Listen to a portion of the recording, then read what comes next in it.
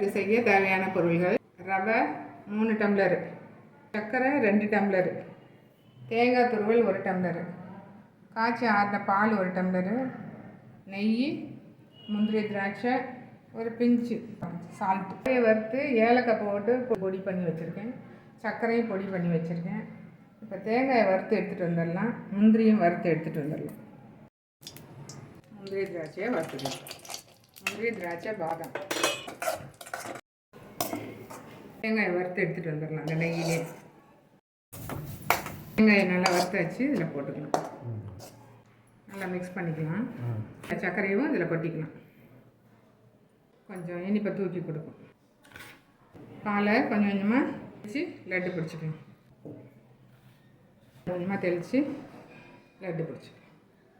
ஒரு வாரம் வரைக்கும் கெட்டு போகாது. ரொம்ப நல்லாயிருக்கும்.